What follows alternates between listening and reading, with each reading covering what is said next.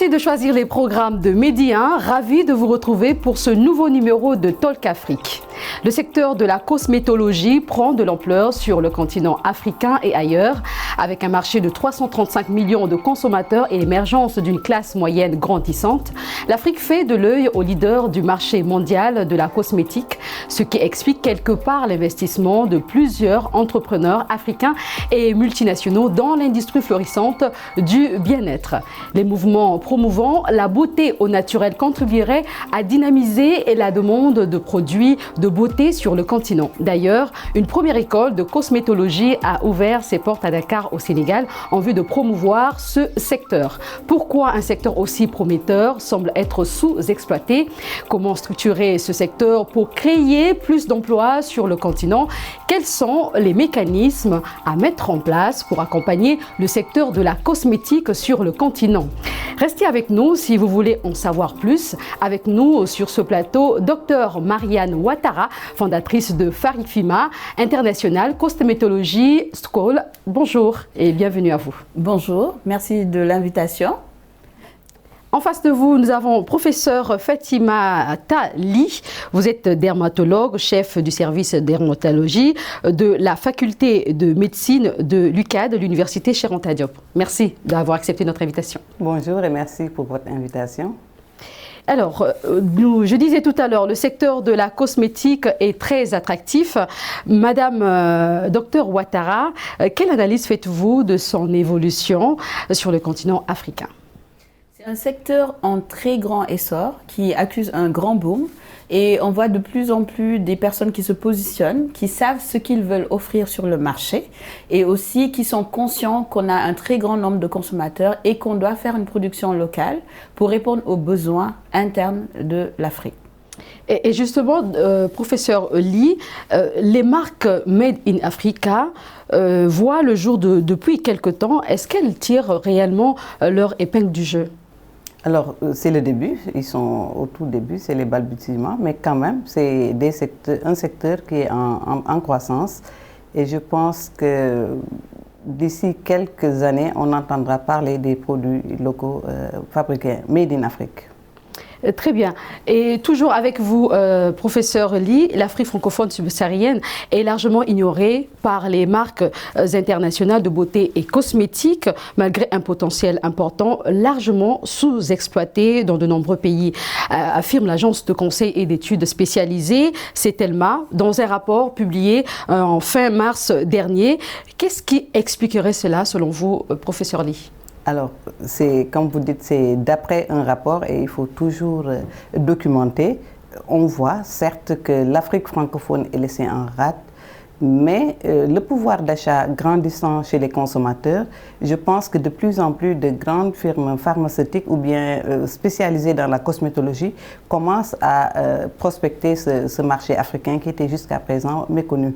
Il est vrai que les pays d'Afrique francophone, subsaharienne d'Afrique francophone, ont un pouvoir d'achat moins important que ceux d'Afrique anglophone avec les géants tels que le Nigeria, l'Afrique du Sud, etc. Mais de plus en plus, ces grandes firmes se tournent vers l'Afrique francophone en sachant qu'il y a un potentiel sous-exploité. Et docteur Ouattara, qu'est-ce que vous en pensez justement? Je rejoins totalement le professeur. Je ne dirais pas ignorer parce qu'aujourd'hui, on est conscient qu'il y a de très grandes firmes, une des grandes firmes qui veut faire de l'Afrique son premier marché mondial. Et on est conscient aussi que le marché africain, même subsaharien, est essentiellement d'importation. Donc quand même, il y a des ventes qui se font et la classe moyenne est en train d'augmenter. C'est clair que c'est sous-exploité par rapport à l'Afrique anglophone, qui est plus connu par rapport à la destination, par rapport au bruit qu'ils font. Mais quand même, on a de grands consommateurs et c'est un marché qui, si on ne fait pas attention, va être très vite représenté par les grands de ce monde. Et comment faire de sorte que cette industrie de beauté, que ce soit un secteur pourvoyeur d'emplois sur le continent africain? Il faut former. Pour offrir des emplois, il faut offrir une main-d'œuvre qui est qualifiée, qui comprend ce qu'on fait et aussi encourager les personnes à le comprendre et aussi l'État surtout. C'est un marché qui est méconnu, un marché avec un taux de croissance de 30%, un des plus hauts taux de croissance au monde et il faut qu'on formalise, il faut qu'on mette une main d'œuvre qui est formée, il faut aussi que les acteurs au-delà de la main-d'œuvre, les propositions, les pharmaciens, les personnes qui vendent, toute la ligne soit des personnes qui sont conscientes des enjeux de la cosmétique. Parce que ce n'est pas juste une question de vente et de marché, c'est une question de santé publique. Il faut qu'on en soit conscient. Justement, 3 pays que sont le Sénégal, la Côte d'Ivoire, le Cameroun représentent à eux seuls près de 5 milliards d'euros en 2020 pour le secteur de beauté, selon la même agence, Cetelma, avec une offre en produits de beauté et services qui répondent plutôt bien à la demande actuelle. Professeur Ly, comment faire davantage, faire profiter de ce marché aux différents acteurs? Alors, comment faire profiter aux acteurs? Il faut d'abord, Mariama l'a dit tout à l'heure, il faut d'abord informer, former, que les gens sachent exactement qu'est-ce que le secteur de la cosmétologie regroupe, le marché de la beauté et du bien-être, qui est un marché croissant, pas seulement en Afrique d'ailleurs, mais partout dans le monde. Et il faut que l'État, nos États, je devrais dire, africains, soient conscients de cette problématique. Comment faire pour créer des emplois, comment faire pour régulariser ce secteur et comment faire pour également la cosmétovigilance. C'est vraiment un point qui manque, et il y a une directive de l'UEMOA, mais bon, qui n'est peut-être pas appliquée. Et je pense que nos États gagneraient à appliquer cette directive de l'UEMOA pour qu'on fasse la part des choses entre ce qui est cosmétique et ce qui n'est pas cosmétique. Parce que en quoi faisant justement, vous parlez de l'État, qu'est-ce que l'État peut faire concrètement? L'État peut faire en subventionnant ces petites entreprises, en les aidant à la formation. Parce qu'on a répertorié, je pense, plus de 300 petites entreprises qui sont en train de s'activer dans le secteur de la cosmétologie. Et je pense que les États africains, je parle des États africains parce que ce n'est pas seulement l'État du Sénégal, c'est les États africains qui devraient accompagner ce secteur en mettant à leur disposition des offres de formation, faciliter l'insertion, en diminuant les taxes, par exemple, sur les produits, accompagner en tout cas ce secteur sur un certain nombre d'années jusqu'à ce qu'il prenne son envol pour pouvoir contribuer à la croissance économique. En tout cas, c'est un secteur, si on le méconnaît, l'industrie cosmétique, on méconnaît un large secteur. Je ne suis pas économiste, je ne vais pas m'avancer sur ce champ, mais quand même, c'est un potentiel grandissant, c'est un potentiel pour tout le marché africain. Et pourquoi pas importer vers les autres pays. Avant, la destination, c'était des pays dits développés vers nos pays. Maintenant, l'inverse, la tendance peut être inverse. Et justement, dans certains pays comme la République démocratique du Congo, l'offre est supérieure, la demande est supérieure à l'offre. Qu'est-ce qu'il faut faire pour amener ces entreprises à répondre à la demande des consommateurs et consommatrices? Avant de répondre, j'aimerais appuyer un point important que le professeur a soulevé, la cosmétologie. On ne s'arrête pas juste aux produits cosmétiques, c'est le bien-être aussi. Ça veut dire du salon de coiffure, à l'esthéticienne, à toutes les personnes qui sont en train d'œuvrer dans la cosmétique. Il est important de le poser. Donc, comment faire au Congo, par exemple, pour accompagner? C'est de pousser les gens à bien faire les choses. Comme elle l'a dit, offrir des subventions, aider ces petites entreprises à se développer. Parce que oui, plusieurs personnes veulent s'activer, faire dans sa cuisine des produits, offrir à l'entourage. Mais ce n'est pas forcément des produits qui vont répondre aux questions de santé. Surtout qu'on voit beaucoup d'entrepreneurs sur la toile, justement. Exactement. Il y en a énormément. Maintenant, au-delà de ça, comment les pousser à être champions? Parce que c'est un problème africain. Un fait est de commencer. Le deuxième fait est de les pousser à grandir et à répondre aux besoins des Congolais, mais aussi en dehors du Congo. On parle d'importation, on parle d'exportation aussi, mais pas seulement en Occident, mais dans toute l'Afrique. Et ça va ramener un échange de compétences et de connaissances. Et ça, c'est très important. Oui, allez-y. Je voulais appuyer, si vous permettez. Alors, l'Afrique regorge de richesses. La cosmétopée, elle est vraiment inexploitée par rapport à tout ce que nous avons comme plantes naturelles qu'on peut utiliser dans la cosmétologie. Je parle que tout le monde, du produit dont tout le monde parle tout le temps, c'est le beurre de karité. Mais au-delà du beurre de karité, il y a tellement d'huile, l'huile de baobab, l'huile de jojoba, beaucoup d'huile qu'on peut utiliser dans la cosmétopée. Et c'est pourquoi je disais tout à l'heure que nos États devraient encourager ce secteur industriel en s'appuyant sur nos produits locaux. pour s'inscrire dans le développement durable. Parce qu'on ne peut pas toujours importer des produits cosmétiques avec la taxation, etc. Ça revient très cher au consommateur local. Or, c'est un besoin naturel. Et qui parfois, ces produits sont parfois dangereux, justement. Et ces produits sont parfois dangereux parce que malheureusement, ils échappent au circuit de contrôle. Tantôt, je vous ai parlé de la cosmétovigilance. Des produits qui sont responsables de réactions allergiques tout simplement et qui ne sont pas mentionnés pour qu'on puisse, au-delà d'un certain pourcentage, une certaine proportion d'accidents cosmétologiques, pouvoir les retirer du marché ou en tout cas apposer sur les notices, aviser les consommateurs, attention, ce produit que vous consommez est potentiellement dangereux. Donc je pense qu'il y a tout un secteur, il y a tout un secteur d'activité à développer et depuis la recherche, parce que, bon, vous m'avez invité en tant qu'universitaire, depuis la recherche au niveau des laboratoires de l'université Cheikh Anta Diop de Dakar, où on peut développer ces produits jusqu'à la vente, la mise sur le marché, avec tout le secteur de distribution, les officines, etc., les boutiques spécialisées dans la cosmétologie. Et l'agence CETELMA prévoit que le marché des cosmétiques se rapproche des 9 milliards d'euros, voire plus en 2025 au Sénégal, en Côte d'Ivoire et au Cameroun. Mais le potentiel de l'ensemble de la région est bien plus important. Qu'est-ce que cela vous inspire, docteur?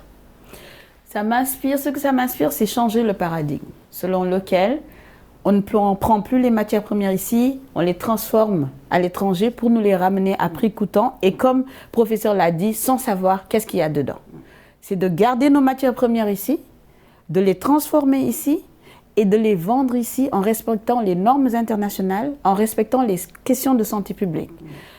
Informer les gens que c'est un marché porteur, que ce soit pour les hommes et les femmes. Et moi, je le vois, on voit beaucoup plus de femmes qui s'activent dans ce domaine. Or, les hommes, c'est un besoin. Parce que ce n'est pas juste faire des cosmétiques, ça va de la recherche, laboratoire de R&D, pour savoir ce qu'on doit proposer jusqu'à la conception du produit. Et comme je dis, avec tous les acteurs qui sont autour, aller informer les personnes qui ont des salons de l'utilisation des produits ou bien du fonctionnement de certaines choses, aller voir celles qui se développent dans l'onglerie, comment utiliser les produits. Donc voilà, gardons nos matières premières, formons, accompagnons et informons les consommateurs. Alors c'est très large, ça ne s'arrête pas seulement à ce qu'on dit, la beauté, c'est seulement les cheveux ou la peau, c'est un ensemble.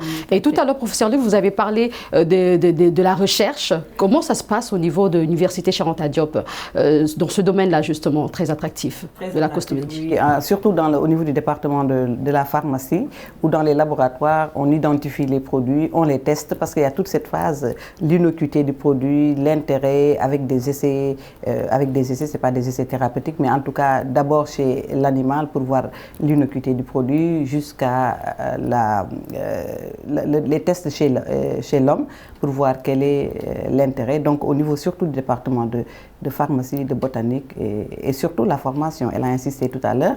Il y a les masters de cosmétologie qui sont déjà en vigueur à l'UCAD, au département de pharmacie, depuis plusieurs années déjà. Alors je voulais tout à l'heure rebondir sur une question que vous avez posée. Vous avez cité tout le temps les rapports de CETELMA. C'est vrai, c'est un rapport, il faut vraiment saluer l'initiative, mais je pense qu'on a besoin d'études sur le marché, avec des spécialistes, des économistes qui disent exactement quelle est la part, parce que c'est des projections, c'est des projections qu'on fait, et je pense qu'on a besoin des études menées ici en Afrique, avec des spécialistes de la recherche pour dire quelle est cette part, quelle est cette projection, et c'est seulement à l'issue de ça que les États verront quel est l'intérêt à investir dans ce secteur de la cosmétologie et quel est l'intérêt en termes de protection de la santé humaine, de la santé animale, de la santé de l'environnement et pour s'inscrire dans le développement durable. Donc je ne suis pas en train de dire que le rapport n'est pas intéressant, il est intéressant, mais c'est juste un premier pas. Il faut qu'on ait des études menées ici en Afrique avec des spécialistes de la cosmétologie. Et professeur Lee, vous parlez de la part des États africains. Je pense également que la société civile joue également un rôle. Quel est donc ce rôle-là que doit jouer la société civile? Alors la société civile doit jouer ce rôle, surtout les associations de consommateurs, les consuméristes, dans l'information. Mariama l'a dit tout à l'heure, quels sont les produits qu'on met dans ces cosmétiques? C'est important. La société civile doit alerter en faisant des plaidoyers au niveau des autorités sanitaires, au niveau de l'environnement. Prenez un exemple tout simplement, le mercure. Le mercure est retiré est interdit par la convention de Minamata depuis plusieurs années. Et pourtant, on voit encore des produits cosmétiques à base de mercure circuler dans nos pays. Donc la société civile a ce rôle d'alerte pour les autorités sanitaires, pour nos États, pour dire attention, ces produits que vous êtes en train dont vous permettez la vente sur le marché de cosmétiques est un produit qui est interdit et un produit qui est pourvoyeur d'effets néfastes sur le plan de la santé humaine, de la santé animale, de la faune et de la flore par exemple. Ça c'est juste un exemple que je donne. Mais au-delà du mercure, on a tous ces produits qui sont des médicaments détournés de leur usage et qui sont déviés vers la cosmétologie et c'est là également où l'Université Cheikh Anta Diop, avec les facultés de sciences, a un rôle à jouer pour dire quelle est la composition de ce produit qu'on met sur le marché, quelle est la traçabilité, etc. etc. Donc c'est vraiment c'est des enjeux énormes, le secteur de la cosmétologie, qui est malheureusement un peu négligé. Bon, j'ai l'impression qu'on ne comprend pas trop les enjeux de bien-être qui sont liés à cette industrie de cosmétiques et de beauté. Docteur Ouattara, le marché des cosmétiques en Afrique est devenu un secteur concurrentiel depuis quelques temps. Les grandes marques s'intéressent aux ressources naturelles que regorge l'Afrique et fabriquent en retour des produits dits naturels. Aujourd'hui, comment les entreprises africaines peuvent faire face à cette concurrence? En faisant la même chose. Souvent je dis oui, on doit dire non, ou bien on est dans un monde d'open market, ça veut dire c'est un monde d'aller-retour, mais aussi il faut qu'on se positionne. C'est pas juste dire non, positionner en faisant de très bonnes choses. Lorsque je vois une personne avec un produit qui est tout noir, qu'elle utilise, elle n'est même pas consciente que le produit est contaminé bactériologiquement, elle l'achète à des prix énorme parce que et que la personne même qui lui vend ce produit ne sait pas ce qui est dedans, le produit est issu d'un mélange, on ne sait pas. On ne peut pas rivaliser avec des produits qui, quand ils arrivent du packaging au contenu, c'est des produits qui sont stabilisés, qui assurent une qualité et une santé. On va revenir toujours, le professeur l'a dit, on a une question de santé publique. Un produit cosmétique est très dangereux, les gens ne le comprennent pas. La peau, c'est l'organe le plus étendu du corps. Et quand vous dites que les entreprises africaines doivent faire la même chose que les marques internationales, vous parlez de la qualité. De la qualité. Oui. De la qualité, du suivi, du process, de la R&D, des choix des produits, de la recherche et développement et d'arriver. Moi, ça me fait toujours rire. Les gens ont l'impression que le produit, il arrive comme ça sur les étals par hasard. Je vais vous donner un petit exemple. Vous vous promenez dans les boutiques, vous allez voir des boutiques où les produits sont exposés directement par rapport au soleil. Et ça entraîne une contamination ou bien une déstabilisation du produit. Donc, il faut vraiment qu'on se positionne en faisant de la qualité, en respectant les process et en respectant les impacts, ou en les comprenant pour pouvoir rivaliser avec ces marques qui arrivent et qui ont une longueur d'avance. Et toujours avec vous, docteur Ouattara, vous êtes fondatrice de l'établissement de cosmétologie à Dakar. Dites-nous, quel type de formation proposez-vous aux pensionnaires de votre école? On propose une formation multicompétences pour appuyer professeurs. On ne s'arrête pas juste à la fabrication de cosmétiques. On fait aussi du contrôle qualité, on fait de la gestion de déchets, on fait de l'agroalimentaire cosmétique, on fait aussi de la biologie cellulaire, de la biologie de la peau. Parce que c'est vaste. Donc on leur fait comprendre qu'est-ce qui entraîne d'utiliser de bons produits. C'est quoi l'impact? C'est quoi le but? D'où viennent vos produits? Qu'est-ce qu'on veut transformer? Lorsque vous avez fini de faire vos produits, comment? Elle en parle souvent et j'aime beaucoup. Elle parle aussi des animaux. Parce que vous vous rendez pas compte, on utilise un gel, des crèmes, on va sous la douche. Tous ces produits vont dans l'eau, après vont dans la mer et aussi vont dans la faune et la flore. Le professeur a brossé tout le tableau. Donc il faut vraiment que ces apprenants aient conscience de toute la chaîne. C'est pas juste je viens, je mélange des ingrédients, je propose sur le marché. C'est sur une longue durée? Exactement. C'est sur 6 mois. C'est sur 6 mois avec 1 mois carrément de pratique dans une entreprise. Donc c'est une formation à courte durée, mais où on va les former à connaître vraiment le b.a.-ba et même plus que le b.a.-ba de la cosmétique pour mieux les laisser sur le marché. Je me tourne vers vous. Oui, professeur Ly, vous voulez réagir? Oui, je voulais réagir à cette proposition. C'est vraiment très bien. On encourage Mariama pour ce qu'elle fait. Et c'est là que l'État devrait... Tout à l'heure, vous avez dit quel est le rôle de l'État. C'est là que les États devraient susciter cette vocation de mettre en place des écoles de formation professionnelle. Autant il y a des écoles de formation professionnelle pour ce qui est de la mécanique, de la menuiserie et tout, mais ce secteur de la cosmétologie qui est en pleine expansion, c'est ici que le ministère de la formation professionnelle devrait prendre le relais, multiplier les écoles dans les régions, dans toutes les régions du Sénégal, et au finish, au moins que les apprenants soient conscients de l'intérêt de la cosmétologie. Comme elle dit, ce n'est pas juste un produit qu'on applique sur la peau. La peau, c'est un organe. Autant on recommande de ne pas manger du sel pour éviter l'hypertension artérielle, autant il faut éviter d'appliquer des produits nocifs sur la peau parce qu'il y a un retentissement. Et ce qui est important à dire, le retentissement, ce n'est pas seulement pour la personne qui utilise ces produits, mais également c'est pour son entourage. Prenez le cas du mercure. Le mercure a un effet sur la spermatogénèse. Le mercure peut rendre infertiles les hommes. Et s'il y a un contact avec une personne qui utilise des savons à base de mercure ou des crèmes à base de mercure, le mari peut être, le mari ou le conjoint, en tout cas le partenaire, peut avoir un retentissement sur sa santé. Et donc, quelles sont ces conséquences concrètement? Vous êtes dermatologue. Beaucoup de dermatologues alertent les populations contre ces produits nocifs. Que recommanderiez-vous à ces personnes qui aiment bien se faire belle grâce, ou je dirais à cause de ces produits nocifs? Quelles sont les recommandations?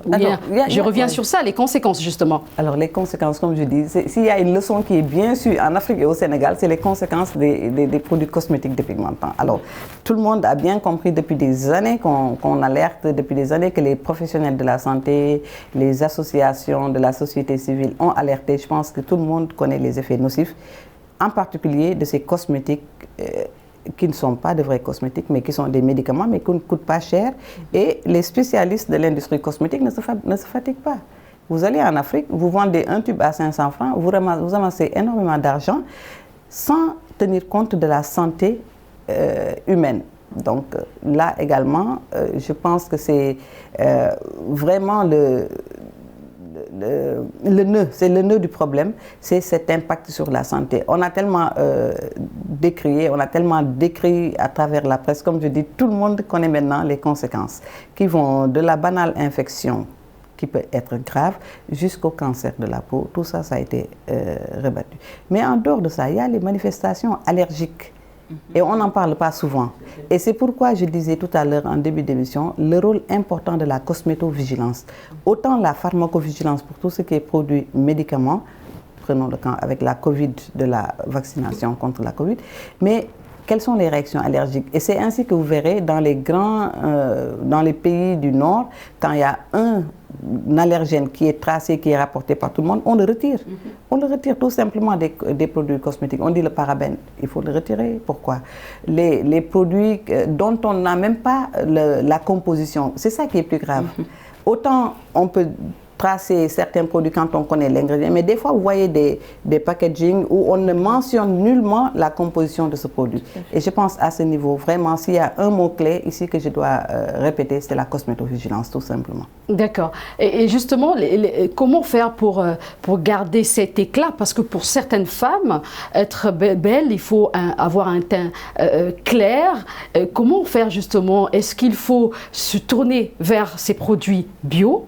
Ou qu'est-ce qu'il faut faire justement? Il y a beaucoup de défis à relever.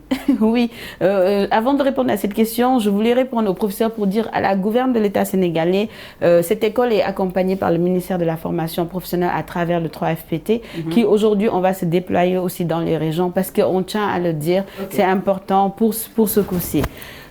On parle de clair. Moi, je le dis carrément, il faut s'accepter comme on est, mais avoir du glow. Il faut être conscient d'une chose. On est en Afrique, il y a de la poussière, il y a du soleil. On fait face à des problèmes de notre peau qui sont liés à l'environnement. Comme lorsqu'on va en Occident, il fait froid, on a la peau qui craquelle, on a la peau terne. Il faut l'accepter et utiliser les produits naturels pour se donner cet éclat. Se donner un éclat n'est pas se dépigmenter. C'est offrir à la peau une lumière, la raviver, la régénérer. Et ça, c'est utiliser des produits naturels pour nettoyer, pour soigner. C'est pas décaper. Parce que décaper ne donne pas de l'éclat. Au contraire, ça amène des taches, ça amène des vergetures, ça dénature la peau. Et là, il faut vraiment sensibiliser les femmes. Exactement. On va bientôt terminer justement. Je vais vous poser la dernière question, je dirais, professeur Ly. Quels sont les principaux enjeux du développement de l'industrie cosmétique en Afrique? Alors, avant de parler des principaux enjeux, je préfère également, elle a brossé tout à l'heure, il faut s'accepter comme on est. C'est tout ce qui est well-being, bien-être, self-esteem.